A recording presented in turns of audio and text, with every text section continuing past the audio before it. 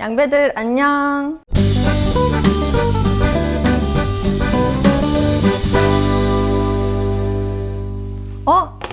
설타나는 안 타나? 양배들 안녕. 저는 오늘 여러분께 프랑스 향토 과자를 소개해드릴 프랑스 향토 과자 연구가 김다은이라고 합니다. 제가 오늘 소개해드릴 프랑스 향토 과자는 프랑스 남부지방에 있는 랑그독이라는 지역에서 만들어 먹는 향토 과자인데요. 특별히 세뜨라고 하는 도시에서 만들어 먹는 향토 과자인데, 이 세뜨는 해안 도시여서 굉장히 덥고 습한 기후를 가지고 있다고 해요. 오늘 저희가 이 케이크 만들면서 이 도시가 어떤 기후를 가지고 있는지도 잘 볼 수 있거든요. 제가 한번 자세히 설명해 드릴게요. 가보시죠.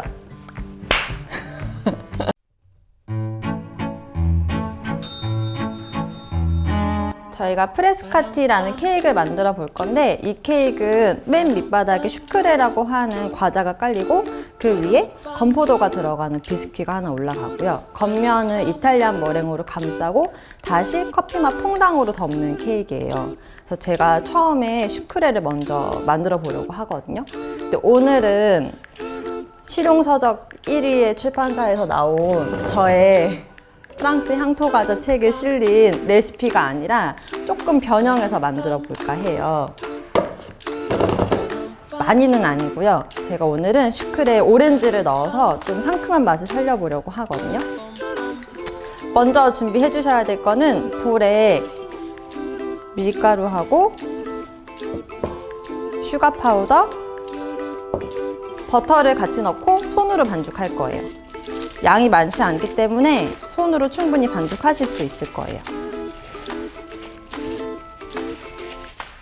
여기에 제가 오렌지 제스도 같이 갈아 넣으려고 하거든요. 반 개 정도 갈아 넣어 보겠습니다. 오렌지가 아니라 레몬이나 라임을 쓰셔도 상큼한 맛을 살릴 수 있을 것 같아요.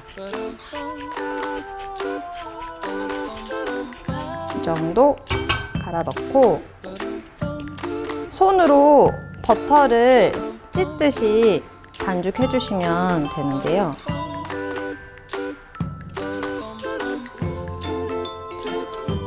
버터가 처음에는 큰 덩어리에서 시작하지만 콩알처럼 조금 작은 사이즈로 자잘하게 분포되면 될 것 같아요.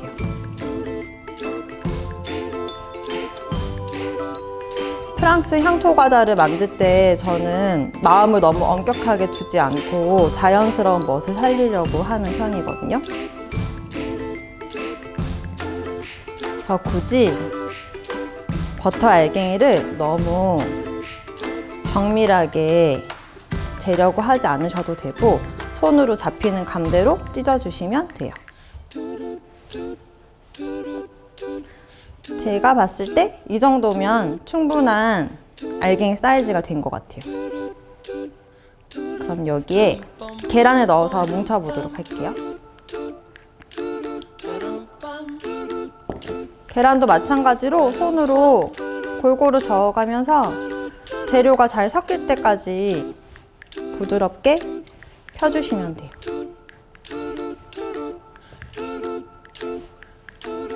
제가 오늘은 오렌지 제스트를 넣어서 벌써 반죽하는 과정에서 오렌지 향이 많이 올라오거든요.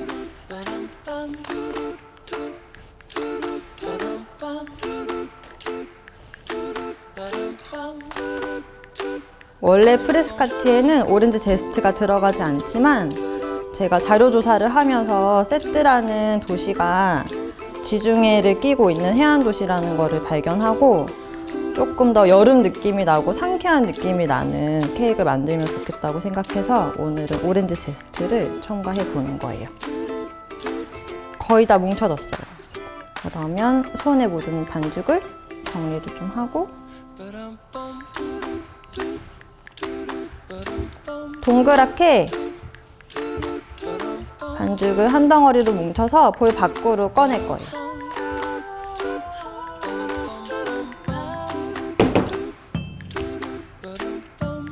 정리를 좀 하고, 손에 조금 덜 뜨거운 부분, 끝부분을 사용해서 반죽을 밀어 펼 거예요. 밑에 덜 섞인 계란이나 버터나 밀가루가 있는지 잘 체크해 주시면 돼요. 저는 지금 밀가루가 조금 보여서 한 번 더 밀어 펼게요. 이렇게 재료가 잘 정돈된 반죽은 보시다시피 반죽이 너무 질어요. 저희가 이 상태로는 밀대로 밀 수 없기 때문에 냉장 보관을 했다가 조금 단단해지면 꺼내서 밀어보도록 할게요. 아까 저희가 반죽했던 슈크레를 냉장고에 한두 시간 정도 휴지시켰다가 이제 꺼내봤어요. 이 반죽으로 밀어서 한번 같이 구워볼게요.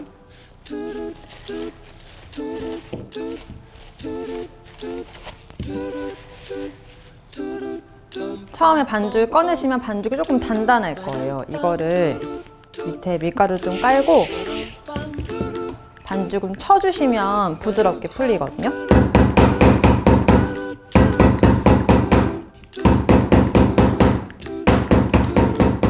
반죽이 조금 유연해진 느낌이 들었을 때부터 밀어주시는 게 반죽이 덜 깨지게 저희가 예쁘게 밀 수 있어요. 저희가 오늘은 원형 케이크 만들 거기 때문에 원형 툴로 찍을 거라서 중간중간 각도를 돌리면서 밀어주셔야 원형으로 잘 밀 수 있어요.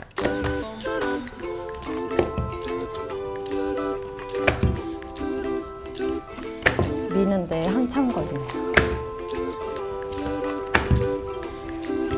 제가 오늘 밀고 싶은 두께는 한 3-4mm 사이로 미려고 하거든요.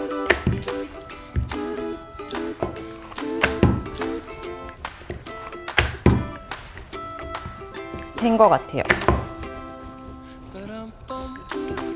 슈크레에 두툼하게 씹히는 맛이 좋으시면 조금 더 두껍게 미셔도 될 것 같아요. 그러면 내가 원하는 두께로 잘 밀었다 싶으시면 바로 저희가 틀 찍기 전에 스파이크 롤러로 구멍을 먼저 뚫어주고 그 다음에 무스 팁을 찍을게요.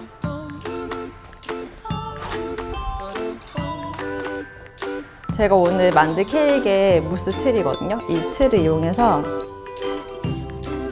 반죽을 찍고 가장자리 반죽을 먼저 제거해 주시고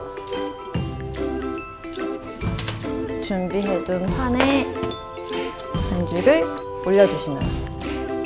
저는 이런 타공 실팡을 쓰는데 없으신 경우에는 그냥 판에 바로 반죽을 올리셔도 충분히 잘 구워지니까 꼭 이게 없어도 작업을 하실 수 있어요. 그럼 이거를 제가 오븐에 한번 넣어볼게요.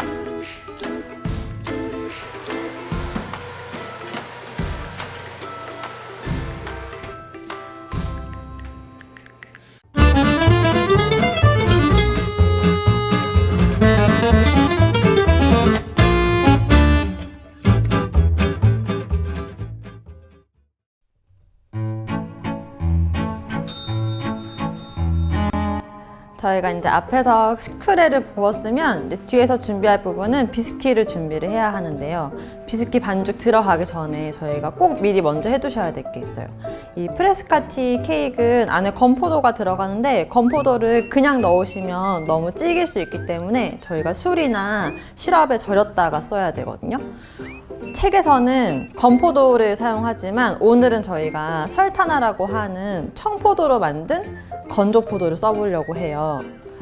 이 제품은 저희 프랑스 향토과자 책 출간할 때 이벤트 선물로 같이 나갔던 솜 인터내셔널에서 준비해 주신 설타나인데요.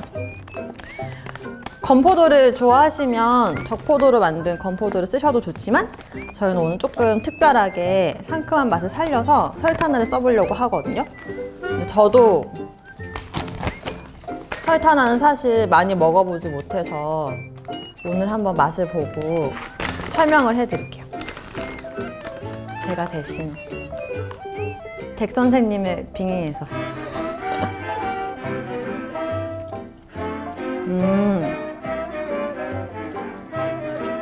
일단 비교 시식을 해야 되니까 적포도로 만든 건포도도 저는 건포도도 좋아해서 사실 둘 다 좋은데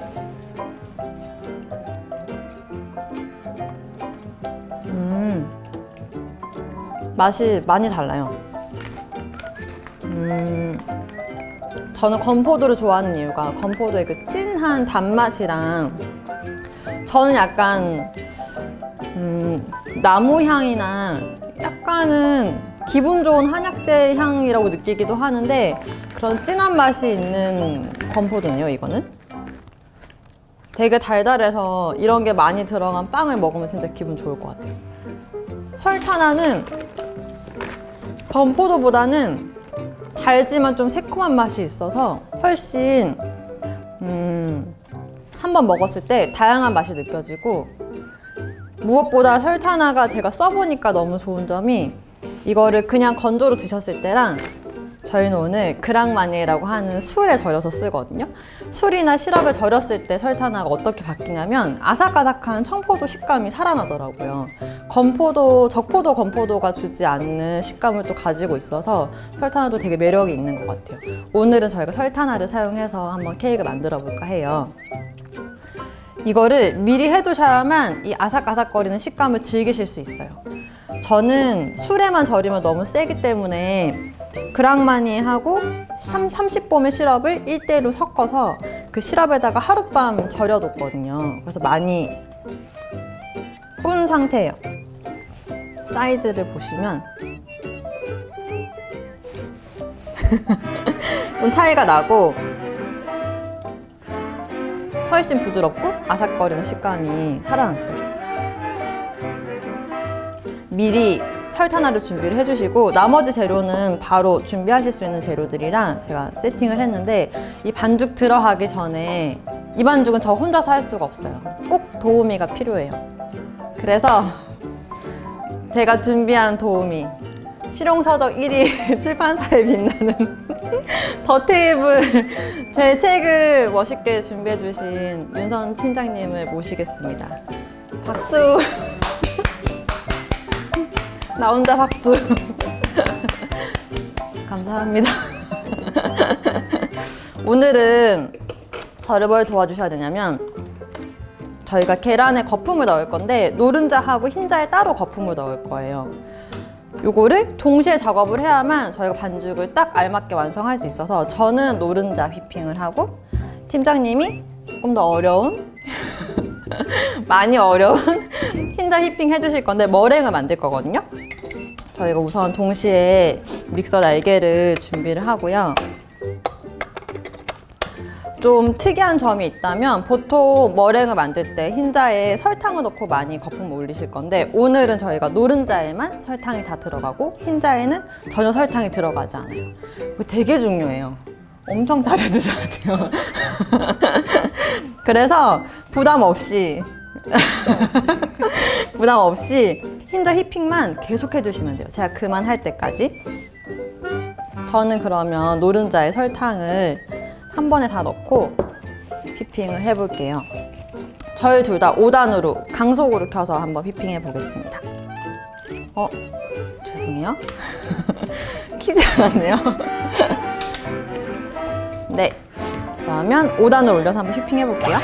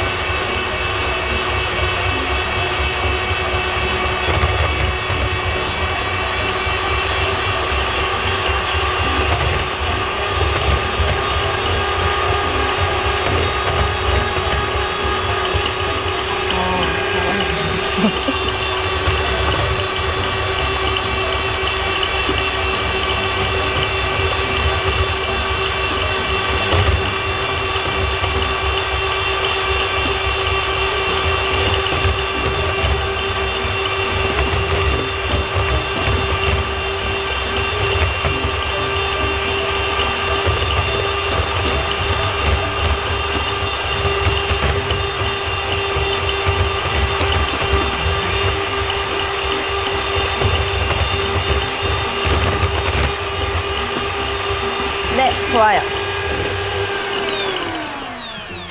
아유, 고생하셨습니다.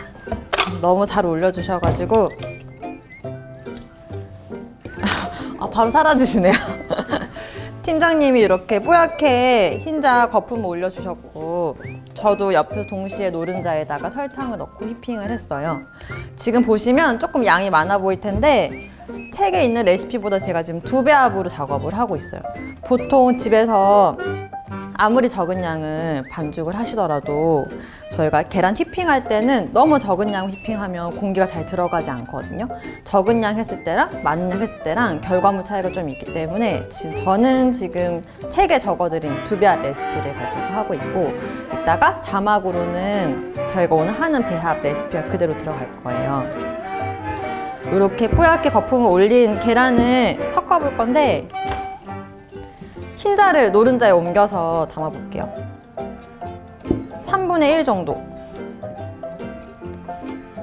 넣어주시고, 섞으실 때는 중앙부터 시작해서 중앙의 반죽을 옆으로 끌어올린다 생각하시고 볼을 돌려가면서 원형으로 저어주시면 돼요. 머랭이 한 절반 정도 섞인 것 같다 하면 저희가 나머지 머랭에 반을 또 넣고요. 똑같이 아래에서 위로 뒤집어 올리면서 섞어주실 거예요. 마찬가지로 완벽히 섞이기 전에 나머지 머랭을 다 넣고 섞어볼게요. 아까 윤선 팀장님이 올려주신 흰자에 설탕이 전혀 들어가 있지 않아서 거품 올린 흰자가 굉장히 버석거리고 금방 사그라드는 것처럼 보이실 거예요.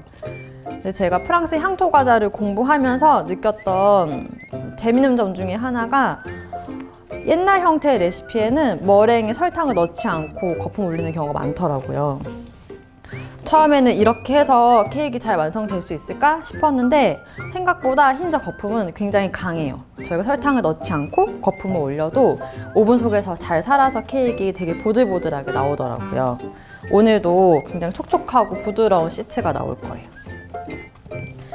이렇게 2가지 계란 반죽을 잘 섞었으면 그 다음 들어가는 재료는 밀가루. 밀가루는 채를 쳐서 넣어줄게요.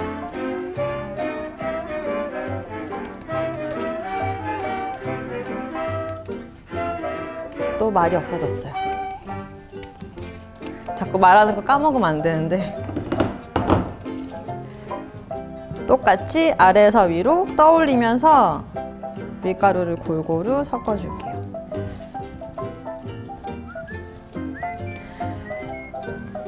계란 반죽 할 때 이 부분이 제일 기분이 좋은 것 같아요.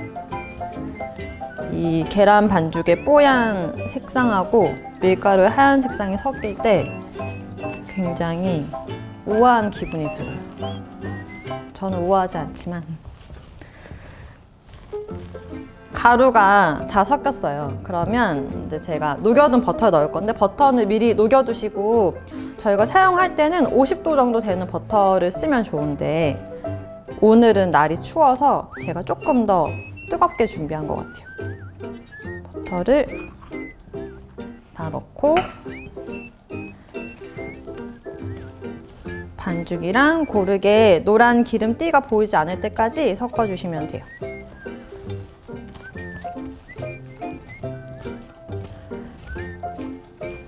여기다가 저희가 아까 열심히 설명한 설탕알을 넣어 볼 건데요. 이렇게 제가 미리 시럽을 불려두고 사용할 때는 물을 꼭 짜서 건포도만 건져서 사용을 해요.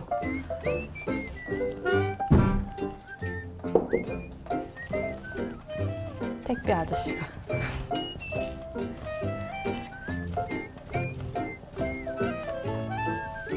골고루 아래에서 위로 끌어올리면서 잘 섞어주셨으면 저희가 완성된 반죽을 틀에 한번 담아볼 건데 저는 무스 틀에 케이크 굽는 걸 좋아하거든요. 그래서 바닥에 뚫려있는 원형 1호짜리 15cm짜리 원형 틀에다가 버터를 한번 얇게 바르고 종이 호일을 두른 다음에 반죽을 담을 거예요. 지금 제가 2배합을 했으니까 케이크 2개가 나와야 맞아요. 반을 잘 나눠서 넣겠습니다. 유리볼이라 너무 무거워요. 원래 스텐을 쓰는데 또 촬영을 한다 그래가지고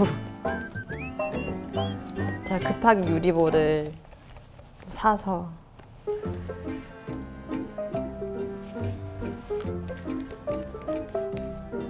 요리 촬영할 때는 내용물이 보여야 한다고 하더라고요. 제가 얘기를 하다가 한쪽을 좀 많이 넣어서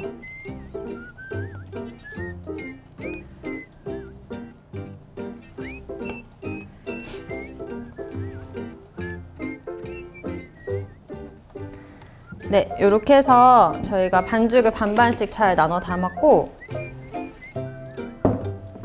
제가 지금 뚫린 틀을 쓰기 때문에 이 틀은 저희가 판에 칠 수 없어요. 이대로 바로 오븐에 들어갈 거예요. 이것도 한번 같이 구워볼게요.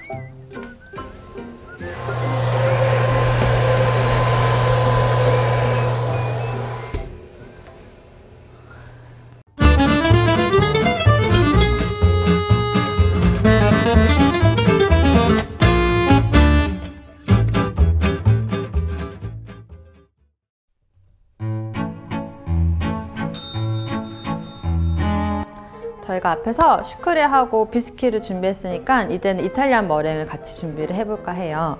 먼저 이탈리안 머랭을 준비할 때는 설탕하고 물을 냄비에 넣고 미리 끓여두시는 게 좋아요. 제가 불을 올려둘게요.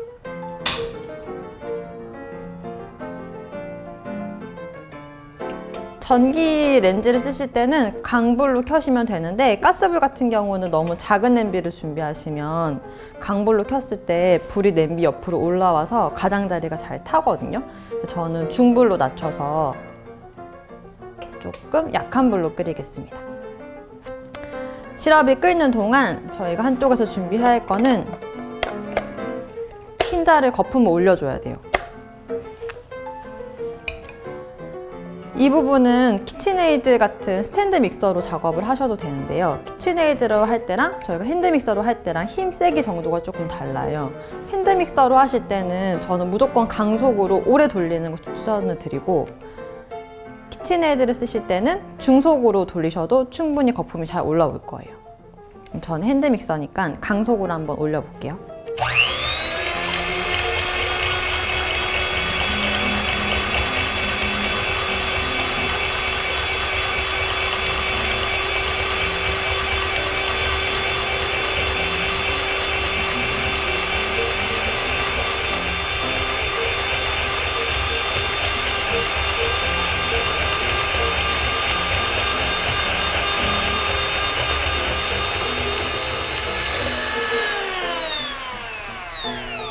강속으로 어디까지 올려주시냐면 흰자 볼을 돌렸을 때 전혀 미동이 없고, 이건 제가 맨날 하면서도 무서운데 제 머리 위로 올렸을 때 전혀 떨어지지 않을 때까지 단단하게 올려주시면 되고요.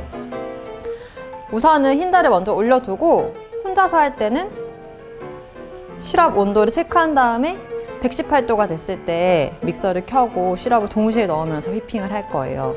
근데 혹시 내가 손이 조금 느리다 하시는 분은 118도를 정확하게 재지 마시고 116도나 117도쯤일 때 일단 불을 끄고 믹서를 잡고 시럽을 넣을 준비를 하시는 게 좋을 것 같아요. 저는 이제 막 시럽이 끓기 시작해서 온도계를 꽂아서 한번 온도를 재보겠습니다. 저희가 시럽을 끓일 때 젓지 말라고 많이 배우는데, 불이 고르지 않을 때는 가장자리만 끓일 때가 있어요. 그럴 때 온도가 고르지 않기 때문에 온도계로 천천히 저어가면서 전체적인 시럽 온도를 고르게 맞춰주시는 게 좋아요. 이때 주의할 점은 온도계로 냄비 벽면을 치시면 시럽이 묻었다 떨어지면서 재결정이 생길 수 있거든요. 그래서 옆면은 치지 않고 시럽 중앙을 잘 저어가면서 온도를 잴게요. 이탈리안 머랭은 항상 118도까지 시럽을 끓이는데 저는 지금 이제 105도를 지나고 있고요. 이탈리안 머랭에 들어간 시럽을 계속 끓이시다 보면 온도계 없이도 끓이실 수 있을 거예요. 처음에는 110도까지 구간은 굉장히 시럽이 요란하게 끓다가 110도를 넘어가면서부터 점차적으로 소리가 줄어들기 시작하는데 118도 언저리에 가기 시작하면 거의 시럽 끓는 소리가 나지 않아요. 나중에는 온도계 없이 끓이실 수 있을 거예요. 저는 지금 불이 좀 약해서 온도가 굉장히 천천히 올라가고 있어요. 심지어 떨어지고 있어요. 불을 조금만 올릴게요.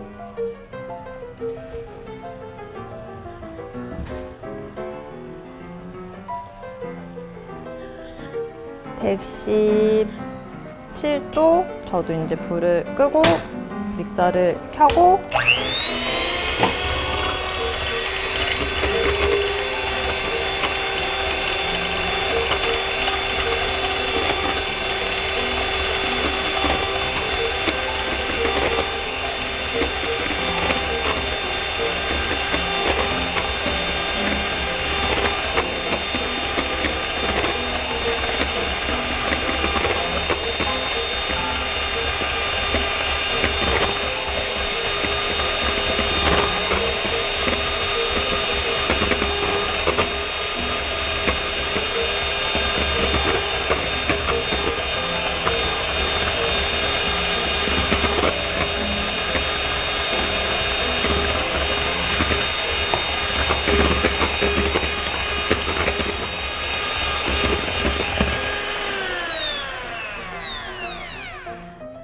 이제 말이 없는 구간이 끝났어요.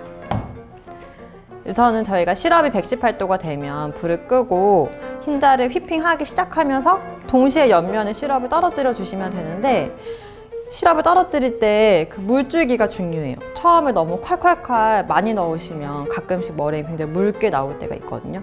제가 좋아하는 굵기는 젓가락 정도의 굵기예요. 젓가락 정도 굵기로 볼 옆에다가 흘려서 넣어주시면 손에 튀지 않고 안전하게 이탈리안 머랭을 만드실 수 있어요.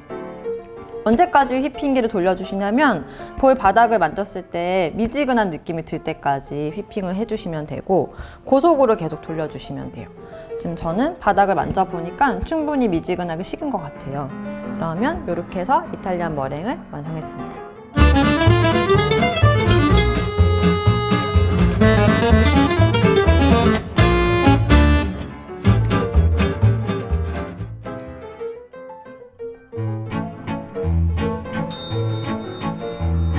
자, 이제 저희가 다 구워진 슈크레와 비스킷을 준비를 해서 아이싱 작업을 해볼까 하거든요.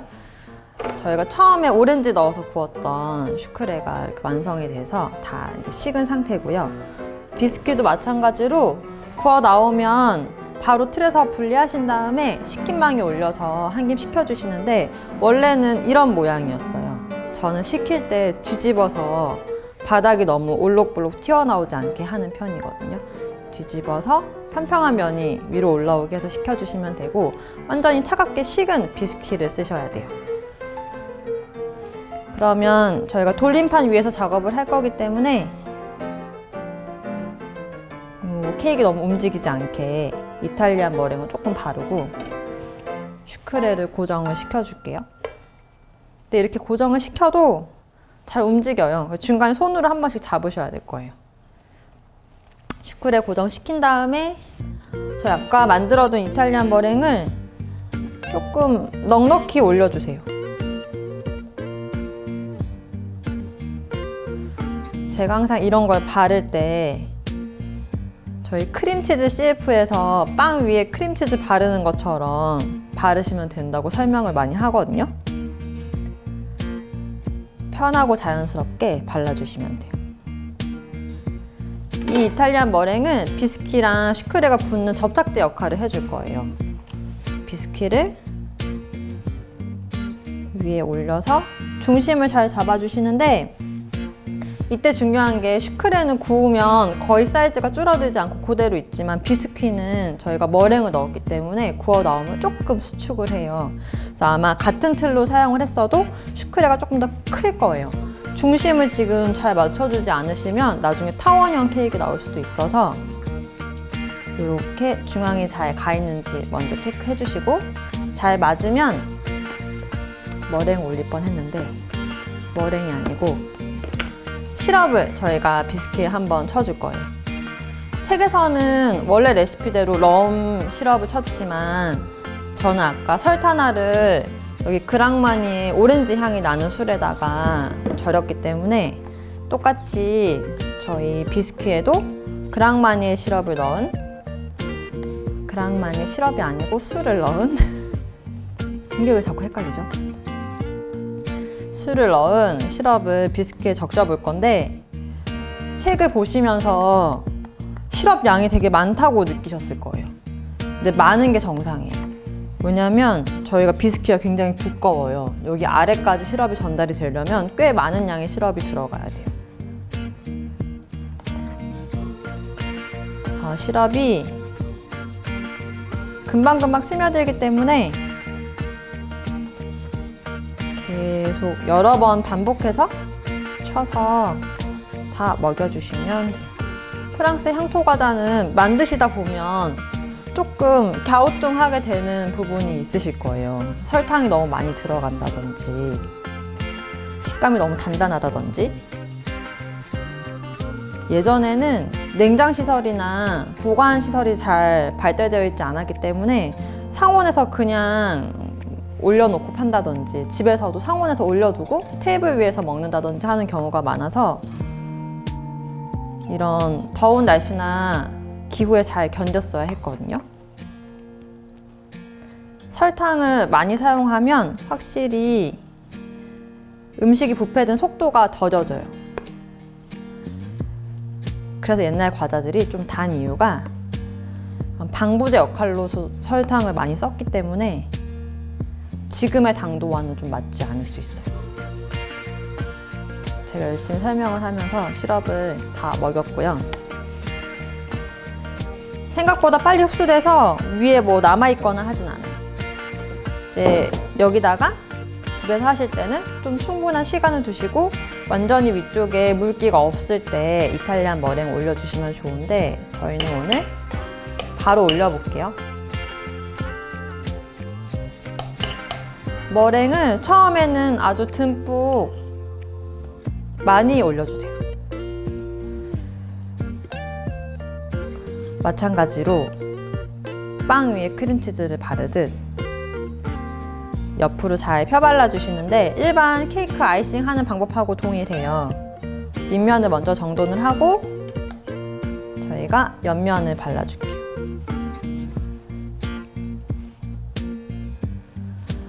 제가 이따가 모양을 잡으면서 머랭을 많이 걷어낼 거라 처음에는 좀 여유 있게 바를 거예요.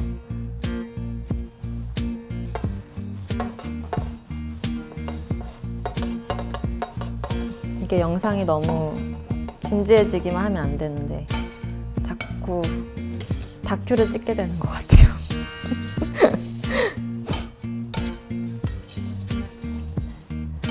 처음에 좀 덕지덕지 많이 발랐어요, 제가. 그러면 정돈을 하면서 모양을 좀 잡아볼 건데, 다시 윗면으로 올라가서 윗면을 누르듯이 머랭을 정돈을 해주고요. 제가 이 케이크를 만들어 보니까 윗면에 머랭이 너무 많으면 저희가 마지막 퐁당을 씌우는 과정에서 퐁당이 조금 이렇게 넘쳐 흐르면서 각이 좀 사라지더라고요. 케이크가 좀 덜 예뻐 보여서 윗면에 머랭이 많지 않은 게 좋은 것 같아요. 얇게 머랭을 펴고 다시 옆면을 돌림판을 돌리면서 정돈을 해주세요.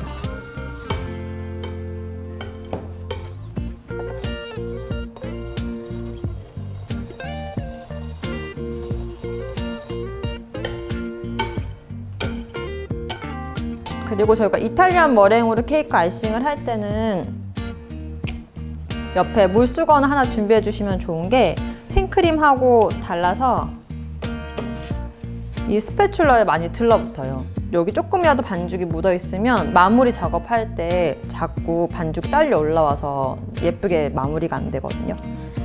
물수건에 제가 한번 스패츌러를 닦았고 마무리 작업을 해보겠습니다. 위에 볼록볼록 올라온 머랭을 안쪽으로 긁어내면서 케이크의 가격을 살려주시는 거예요. 우리가 지금 만드는 거는 프랑스 향토 과자니까 너무 스트레스 받지 않기로 해요. 저희가 예쁜 케이크를 만들기보다는 옛날 사람들은 어떤 케이크를 먹었나 한번 탐구하는 느낌으로 만드는 케이크니까 자연스러운 멋이 있게 케이크 조금 모양이 안 예뻐도 서로 눈 감아주기로 해요. 저는 눈 감으려고요. 너무 안 예쁘게 나왔어. 농담이고, 아까 저희가 슈크레가 더 컸기 때문에 이 케이크는 아마 아이싱을 잘 하셔도 약간 마른 목골로 나올 거예요. 근데 그게 또 클래식한 모양으로 예쁘더라고요. 요즘은 다 일자로 서 있는 케이크 많기 때문에. 바닥에 올라온 머랭을 조금 정돈을 하고, 이 상태로 저희가 위에 퐁당을 씌울 건데 지금 머랭이 너무 물러서 제가 한번 건드려 볼까요? 이렇게 막 묻어 나오기 때문에 여기다 퐁당을 씌우면 퐁당이랑 머랭이 같이 미끄러져 내려올 가능성이 있어요. 이거를 상온에서 한두 시간 정도 조금 건조를 시키거나 아니면 냉장고에서 1시간 정도 보관하시면 약간 단단해져 있을 거예요. 거기다가 퐁당을 씌우는 게 더 안전하거든요. 저는 요거를 냉장 보관을 할게요. 저희가 이제 프레스카티 케이크를 거의 다 완성을 한 것 같아요. 아까 아이싱을 한 케이크 제가 냉장고에 잠깐 넣어뒀다가 꺼냈거든요. 이 케이크 위에 저희가 커피 퐁당을 덮을 건데 커피 퐁당을 한번 오늘 직접 만들어서 써볼까 해요. 책에는 퐁당에다가 30봄의 시럽을 섞어서 만드는 버전이 나와 있는데 퐁당 자체를 구하시기 힘드실 수도 있을 것 같아서 오늘은 조금 더 쉬운 방법으로 슈가 파우더에 물을 섞어서 만드는 걸 보여드리려고 하거든요. 농도는 좋아하시는 농도를 맞추실 수 있지만 제가 해보니까 4대1 정도 비율이 제일 적당한 것 같아요. 슈가 파우더 4에 물 1 정도 비율로 먼저 물을 붓고 잘 섞어주시고, 이때 슈가 파우더는 채를 한번 쳐서 가루 덩어리가 없는 게 더 좋아요. 덩어리가 있으면 나중에 주걱으로 많이 눌러서 푸셔야 되기 때문에 힘이 많이 들어갈 거예요. 와우, 너무 촬영하는 티를 내고 있어서.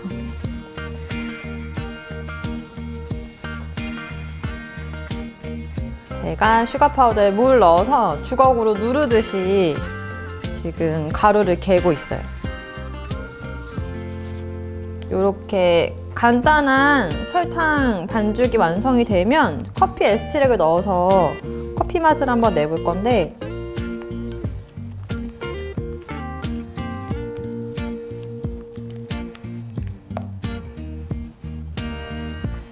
여기에 제가 오늘 사용하는 커피 에스트랙은 이렇게 시판 원두로 만든 에스트랙을 쓸 거거든요. 만약에 이런 에스트랙이 없다고 하시면 인스턴트 커피를 활용하실 수 있고, 인스턴트 커피를 쓰실 경우에는 물하고 가루를 1대1 비율로 섞어서 쓰시면 돼요. 저는 에스트랙이 있으니까 에스트랙을 한번 넣어 볼게요. 저희가 거의 농도를 다 잡아준 상태이기 때문에 에스트랙을 처음에 너무 많이 넣으시면 농도가 확 묽어질 수도 있어서 그람을 정확하게 재서 조금씩 넣어 볼게요.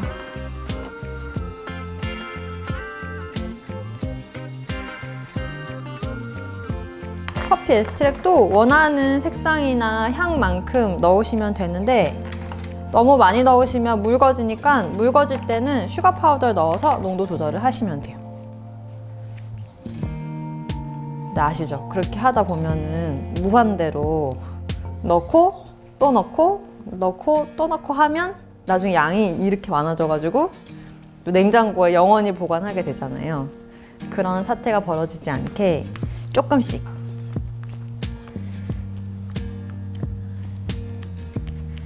제가 너무 소심하게 넣었는지 색이 평소에 하던 것보다 훨씬 연해서 한 번 더 넣을게요.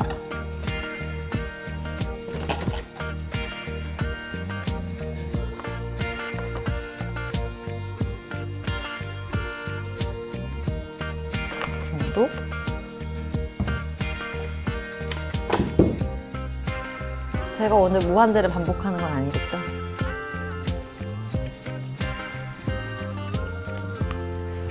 다행히 농도가 괜찮게 나온 것 같고 색깔도 제가 원하는 색상이 나온 것 같아요. 이렇게 쉽게 만들 수 있는 걸 왜 굳이 퐁당을 만들거나 사서 30봄의 시럽을 섞으라고 하냐. 둘이 조금 차이점이 있는 게 저희가 슈가 파우더에 물을 넣고 섞은 반죽은 만들긴 쉽지만 빨리 굳진 않아요. 저희가 케이크를 다 완성하고 나서 한참 동안 뒤처리를 좀 해줘야 돼요. 줄줄줄 흘러내리기 때문에. 네, 대신 퐁당에 30봄의 시럽을 넣어서 섞거나 아니면 드라이 혼당에다가 물을 섞어서 쓰시는 방법을 하시면 설탕 재결정화가 훨씬 빨리 일어나서 붓고 난 다음에 빨리 건조가 되더라고요. 그럼 저희가 바로 접시에 옮기기 굉장히 편해져서 저는 책에는 퐁당을 사용하시는 방법을 실어드렸는데 오늘은 조금 더 간단한 방법으로. 그러면 준비한 케이크 위에 제가 퐁당 한번 부어볼게요. 일단은 그릇째로 부으셔도 되지만 조금 더 안전한 방법은 짤주머니를 사용하는 방법인 것 같아요.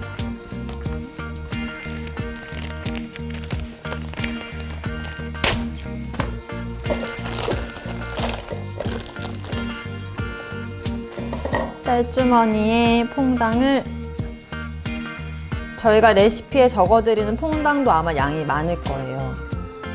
저희 뒤집어 씌우는 용도로 쓰기 때문에 너무 딱 맞는 양을 준비하면 가끔 커버를 제대로 못할 때도 있어서 좀 넉넉한 양을 항상 적어드리거든요.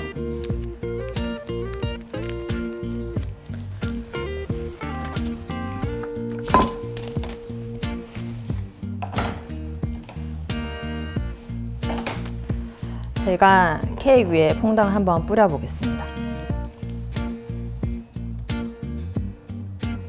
중앙부터 원을 그리면서 퐁당을 뿌려줄 거예요.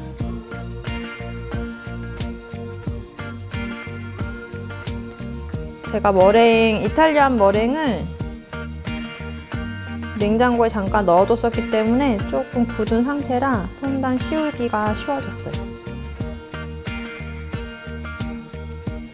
퐁당이 조금 남았고 우선은 이거 먼저 작업을 해볼게요.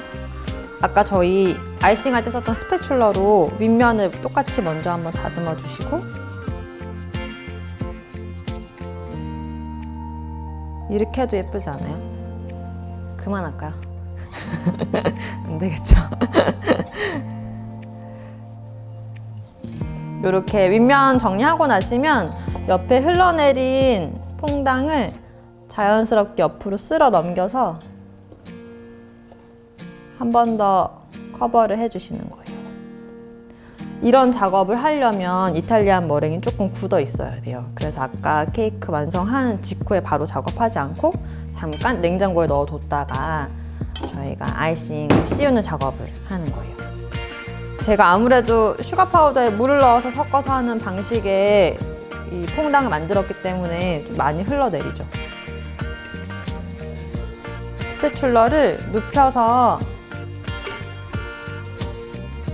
흘러내린 퐁당을 조금 주워 담아요.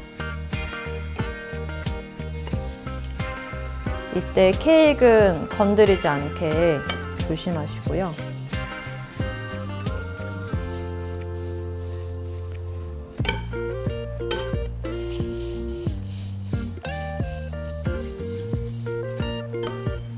지금 정리가 된 듯 하지만 아마 또 조금 흘러내릴 거예요. 조금 기다렸다가 다시 한번 흘러내린 퐁당을 주워 담아서 어느 정도 다 흘러내리고 나면 굳기 시작하거든요. 그때 저희가 접시에 옮기면 될 것 같아요.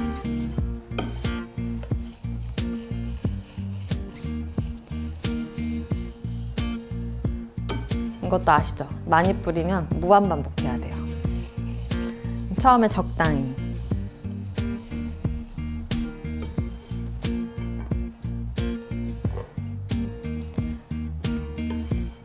저는 한 번만 더 마무리하고 접시에 한번 옮겨 볼게요.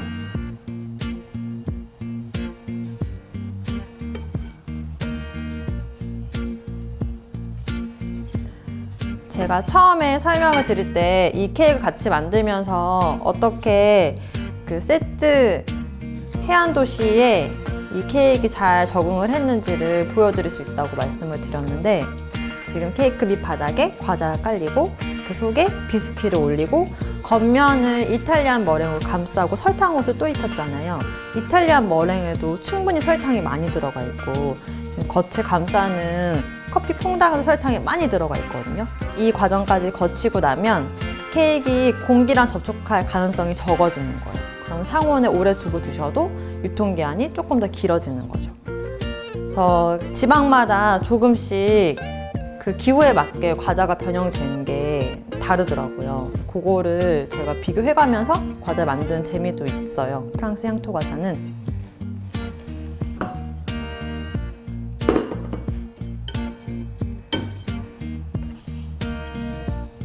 불안하니까 한 번만 더 걷어내고,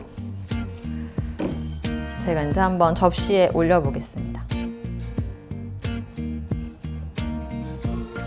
이게 너무 스패츌러가 두꺼워서 떠지지 않을 때는 칼이나, 저는 좀 얇은 작은 스패츌러가 있어요. 작은 스패츌러를 활용해서 살짝 공간을 만들고 이거를 큰 스패츌러로 바꿔주시면 옮기기 쉬워져요.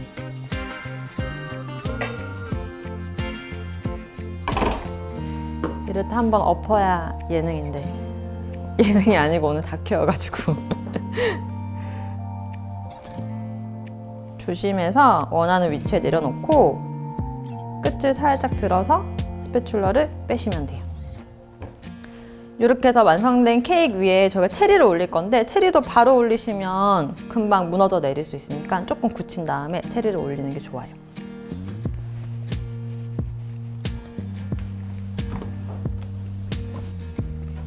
하지만 오늘은 시간이 없으니 바로 한번 올려볼게요.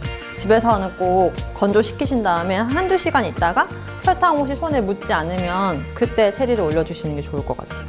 저는 이런 빨간 체리를, 통조림 체리를 준비를 했는데,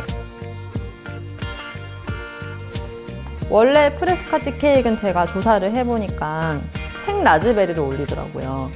한국은 아직 생 라즈베리가 잘 없잖아요. 그렇다고 냉동 라즈베리를 쓰기에는 물이 너무 많이 생길 수 있기 때문에 색감이 비슷한 통조림 체리를 올려서 완성해 보았습니다. 눕지 마.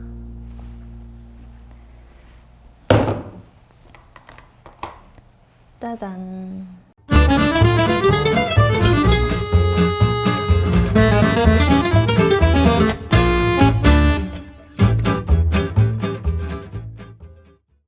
생각보다 많이 예쁘죠?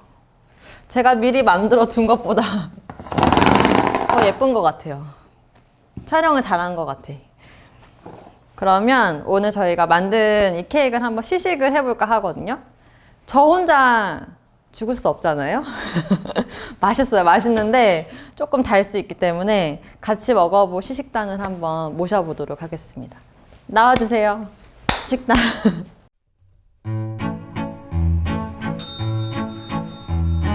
시식단을 모셨습니다. 후.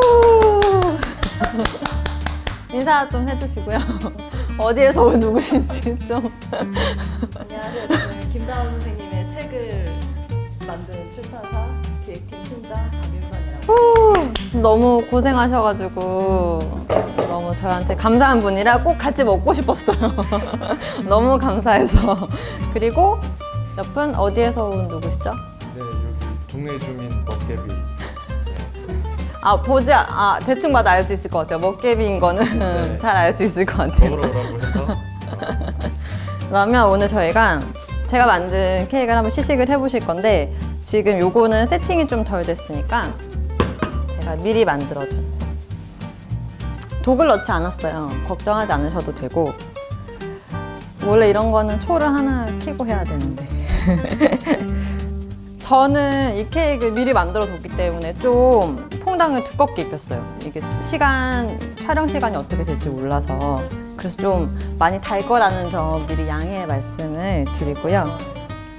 많이 그럼 한 반 잘라드려도 되나요? 제가 양심껏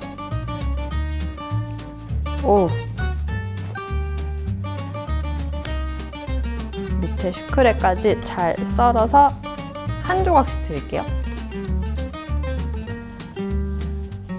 이게 비주얼이 거의 되게 옛날 동화에 나올 것 같은 그런 비주얼이.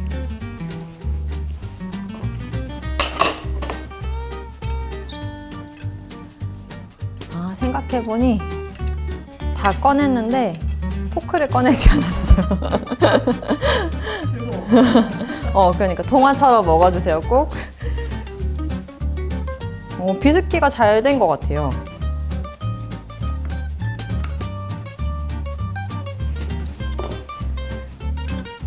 이게 저도 건포도 넣은 프레스카티는 촬영 준비하면서 책 준비하면서 많이 만들어 봤는데 설탕 하나 넣은 거 오늘이 처음 시식이라서 저도 같이 한번 먹어보도록 하겠습니다.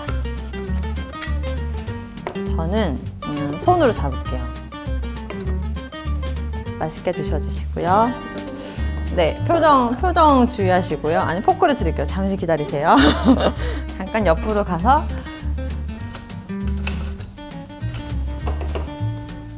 포크로 우아하게 향토 과자를 즐겨주시면 너무 예쁘다. 생각보다 너무 예쁜데? 너무 예쁜데요?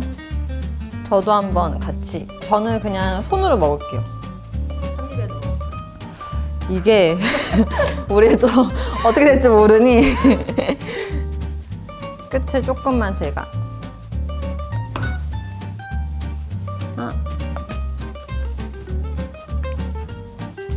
생각보다 많이 먹지 못했어요.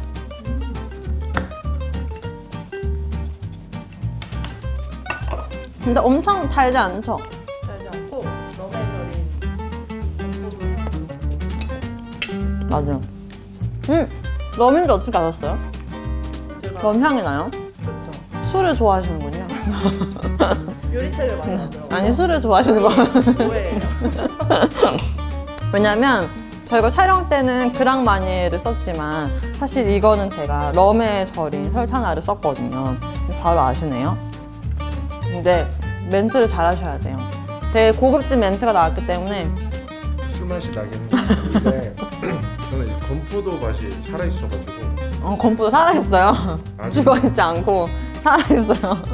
좀 문제가 되는데. 설탕화의 맛이 살아있다는 말씀이시죠? 하나의 맛이. 이게 진짜로 같이 구워도 그 아삭아삭한 식감이 살아있는 게 너무 신기해요. 피부랑은 좀 다르니까 네. 뭔가 좀 더 상큼한. 네. 진짜 아삭. 그 과일맛이 잘 드시네요. 많이 나.